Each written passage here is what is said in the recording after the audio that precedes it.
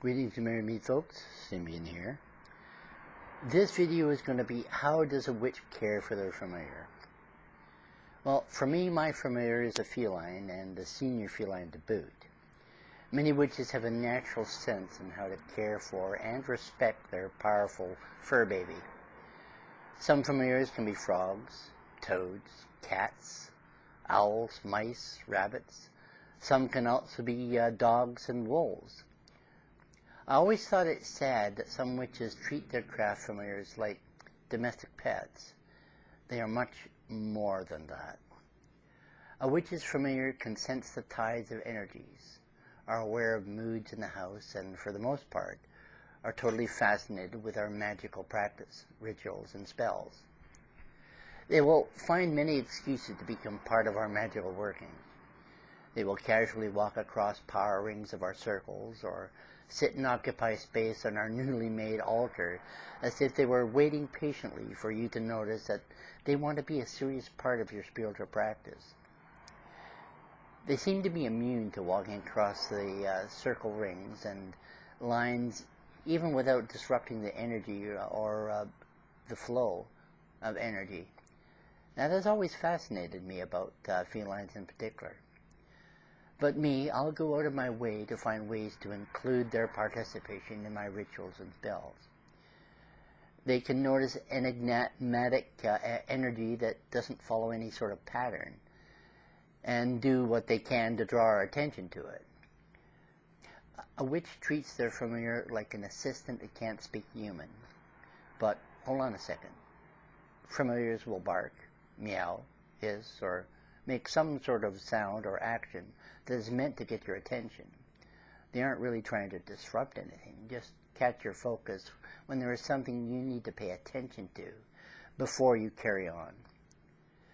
Do not brush off their actions as them just trying to steal your focus away. What makes an animal a familiar for a witch? Well, they handle an energetic moment almost like a non-human speaking assistant would. They react to weather changes, and even you, for that matter. If you are not feeling up to snuff, your familiar will offer some form of comfort, be it a short burst of cuddles, kisses, headbutts, brushes against your arm or your leg. Mind you, they also do that to show their affection to you and also to say, in no uncertain terms, "Thank you for treating me like someone that has value and importance in your life." Well, what type of magic can familiars actually do for themselves or to help you with? Well, to discover that, try asking them to help you create a new spell or ritual.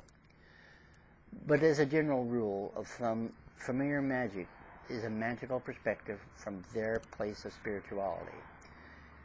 The cat familiar is a companion to the witch. They are drawn together as if by a magnet, each intuitively knowing that they are meant to be together. They are similar in character, as well as both are astute, wise, and independently aware of things going around. When the witch and cat are at work together, the magic pull is extremely powerful, and they know instinctively that it is meant to be. A bonding takes place, and the two form a lifelong alliance. Cats have a mysterious air about them and have for centuries been linked to all matters of the occult.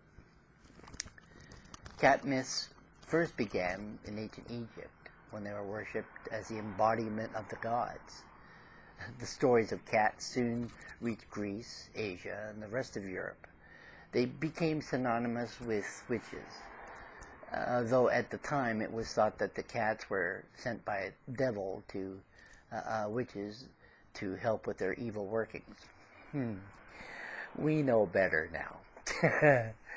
You will learn almost anything and everything about magic from talking to your cat. And using a cat in your magic will double any spell's power.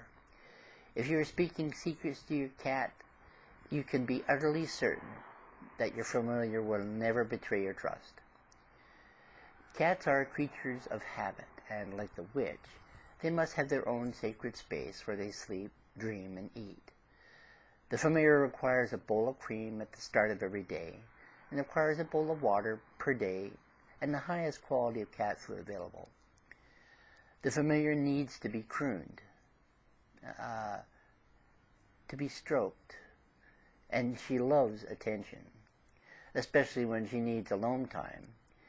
She will walk away without even giving any hint as to where she's going. She should be left to her own devices. And her needs must be headed and acknowledged. You will learn a great deal more about magic from a cat than you would from a witch per se, because witches have a tendency of being secretive. They would sooner turn you into a toad than give you any assistance or information in regards to witchcraft. I'm joking, of course. When shopping for a cat, you must remember that you don't choose the cat. The cat chooses you. You must ask permission first. They most likely will agree. And when a cat enters a new home, it will investigate the area to make sure it is safe before really getting comfortable anywhere. They are resourceful and will quickly adapt to their surroundings. A cat enjoys its own private area with all the trimmings. A nice pillow, a blanket, bowl, and close to a fireplace if you happen to have one. Just like people, cats have their own version of privacy. So keep their litter tray in private location, or they may refuse to use it otherwise.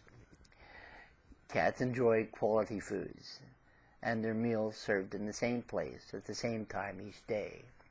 They are intelligent, so don't try to switch in a brand labeled cat food for a generic one. The cat will notice and probably refuse to eat. A cat will be of great assistance to any witch or wizard or mentor, as cats themselves are very powerful witches and can perform a variety of spells. They are very intuitive, and their sixth sense cannot be underestimated. A cat will definitely be a lifelong friend, and as a cat is a magical animal, you will always have mystery and magic within your home. As soon as the witch and her familiar have chosen each other, the cat and witch will choose a magic name for the cat. Cats with their particular magical abilities are invaluable to making magic and magic potions. Cats also help with divination, and they enjoy working with energy in the sacred circle. The witch is able to telepathically communicate with her cat familiar, and has trained her cat to be on the alert for earthly visitors, ghosts, and spirits. The cat can also alert the witch to people who are good or bad. The witch and her familiar become more bonded as time goes by. The cat from a kitten has a certain air of worldly knowledge, and even in youth, it is normally admitted to a witch's sacred spiritual rituals and sacred space. Cat familiars always should be thanked for their assistance and given treats for the support and love that they offer the witch. The familiar obviously loves catnip. The cat talks to her witch companion and lets her know or him know what is going on in the outside world. She lets her witch friend know that if there are any changes occurring that she should look out for, the cat can always call or chase away unwanted spirits. Okay, if I were to give you one singular bit of advice concerning your familiar, it would be this.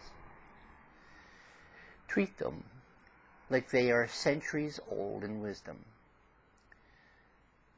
They are or can be sages or crones. They may appear youthful, but remember, cats have 9 lives. And as witches, we really have no way to determine how much of an old soul they really are. Alright, that's it for this video. I hope you and your familiar can have an amazing relationship together. Thank you for watching. Please feel free to comment, like, share, or subscribe to my channel. I will continue to search for more interesting topics for you to watch. My name is Indian. May you all be blessed by a wonderful magic and spirituality. Merry meet, merry part, and merry meet again. Blessed be.